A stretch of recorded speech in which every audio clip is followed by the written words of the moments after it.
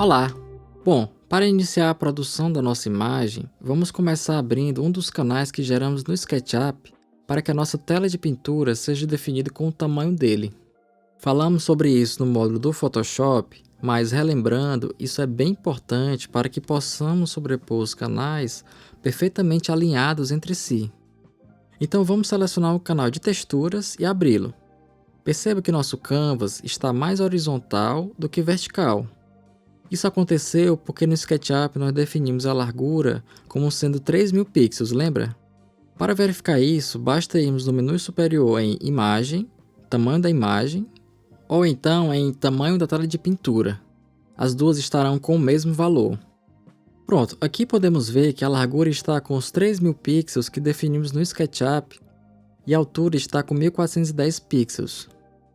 Como vimos anteriormente, esse valor de altura é proporcional à minha tela. Ou seja, ele será diferente para cada tipo de monitor.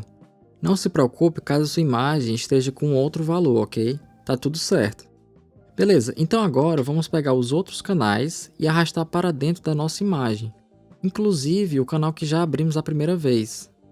Fazemos isso para que todas essas camadas já venham com um objeto inteligente incorporado e para que caiam todas na mesma posição.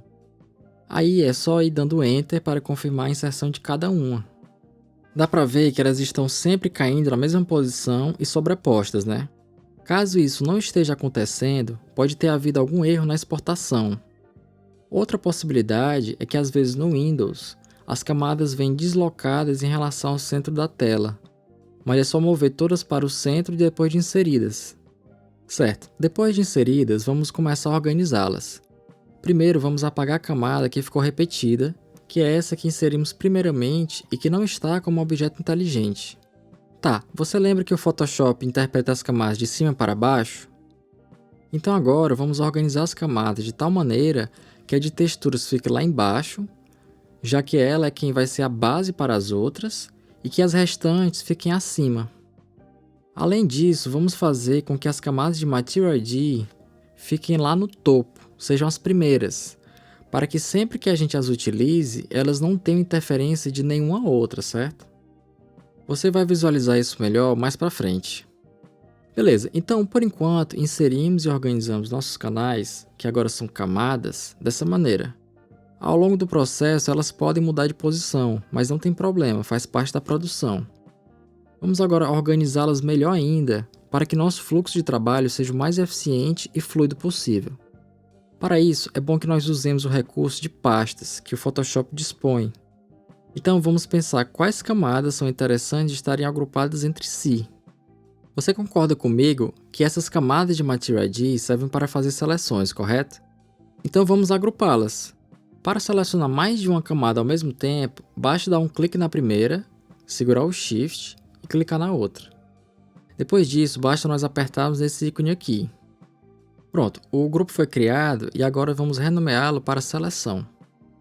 Ótimo, já fizemos nosso primeiro grupo. Vamos para os próximos.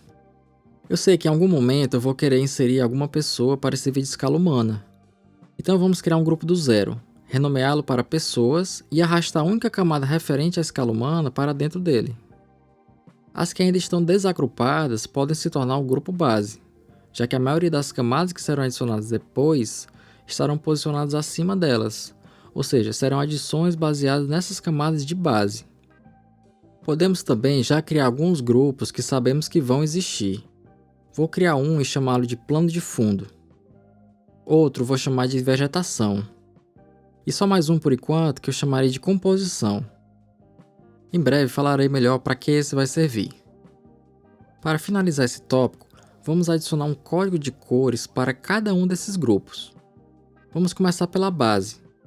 Com o botão direito do mouse, nós damos um clique em cima do grupo, rolamos o scroll até lá embaixo da janela e selecionamos alguma dessas cores. Vou aplicar o azul aqui. Veja que apareceu um quadradinho azul ao lado do grupo, onde tem um olhinho de visibilidade. Se eu expandir a pasta, todas as camadas que estão dentro dela também terão esse código de cores.